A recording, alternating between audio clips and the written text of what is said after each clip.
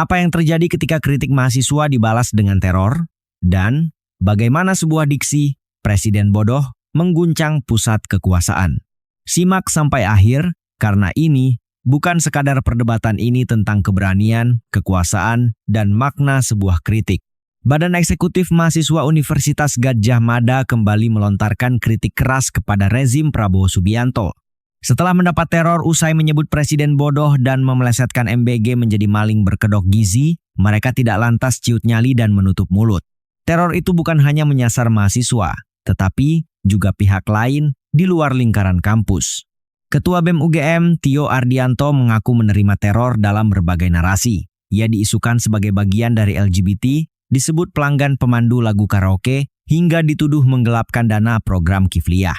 Pembunuhan karakter melalui teror-teror tersebut diduga sebagai bagian dari serangan balik yang dilakukan oleh orang-orang misterius.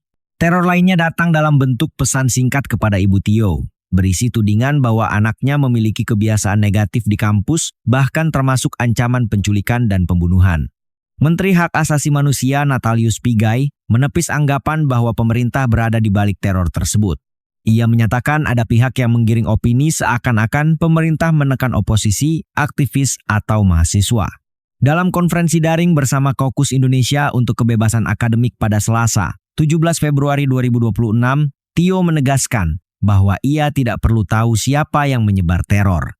Yang dibutuhkan publik adalah jaminan bahwa ketika warga mendapat ancaman, negara hadir memberi rasa aman. Hingga hari ini, menurutnya, negara melalui seluruh lembaganya belum hadir dalam teror yang dialami bukan hanya dirinya, tetapi juga orang tua dan lebih dari 20 pengurus BEM UGM. Ia menyampaikan kepada publik bahwa BEM UGM akan menggagalkan teror ini dengan cara tidak gentar, tidak takut, dan tidak berhenti mengawal persoalan publik. Kedepan, tidak akan ada yang berbeda dari BEM UGM siapapun ketuanya nanti. Solidaritas dan kewaspadaan menjadi cara mereka belajar. Namun, teror tidak akan membuat mereka berhenti. Teror terhadap Tio dan aktivis mahasiswa lainnya muncul setelah mereka menyampaikan kritik keras terkait program makan bergizi gratis dan sejumlah kebijakan Prabowo Subianto. Dalam unggahan media sosialnya, Tio menulis bahwa Indonesia sedang dipimpin oleh orang bodoh yang tidak sadar dirinya bodoh dan karenanya tak pernah mau belajar, tetapi justru menularkan kebodohannya kepada yang lain. Orang-orang pintar di sekelilingnya, menurutnya, rela dibuat bodoh dan menjunjung kebodohan tersebut. BEM UGM juga mengirim surat terbuka kepada United Nations Children's Fund atau UNICEF terkait tragedi siswa sekolah dasar di Nusa Tenggara Timur yang bunuh diri karena diduga tidak mampu membeli pulpen dan buku sekolah seharga kurang dari Rp10.000. Mereka mengkritik pemerintah yang dapat mengalokasikan Rp16,7 triliun untuk agenda internasional, namun gagal memastikan seorang anak memiliki pulpen dan buku agar tetap bersekolah. Dalam surat itu, BEM UGM meminta UNICEF menyampaikan kepada Prabowo Subianto betapa bodohnya dia sebagai presiden. Namun kembali ditegaskan, diksi presiden bodoh bukan ditujukan pada aspek personal atau IQ. Kritik itu diarahkan pada infrastruktur kekuasaan yang dianggap inkompeten dan tidak menghargai ilmu pengetahuan. Mereka menyatakan bahwa ketika menyebut presiden bodoh, yang dimaksud adalah struktur kekuasaan yang tidak kompeten, tidak menghargai ilmu, tidak mau belajar, serta cenderung memanipulasi data. Orang-orang pintar doktor dan profesor, termasuk lebih dari 1.000 profesor yang pernah dikumpulkan di istana, dinilai rela dibodohi oleh presiden yang mereka sebut tidak kompeten.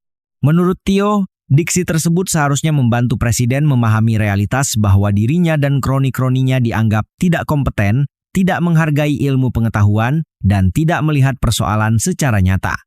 Dalam kesempatan yang sama, Tio juga menilai rezim hari ini pengecut, bahkan sebelum Prabowo Subianto menjadi presiden.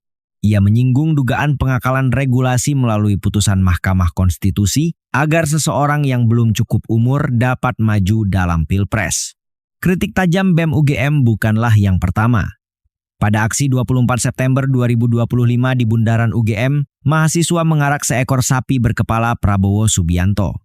Ada pula pria berbaju batik dengan wajah tertutup dan poster bergambar Sekretaris Kabinet Merah Putih, Teddy Indrawijaya, yang digambarkan sedang menggembala sapi tersebut.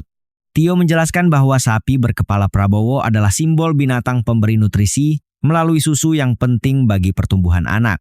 Namun menurut mereka, di tangan Prabowo, nutrisi itu berubah menjadi racun, melalui program MBG yang disebut menyedot anggaran hingga ratusan triliun rupiah.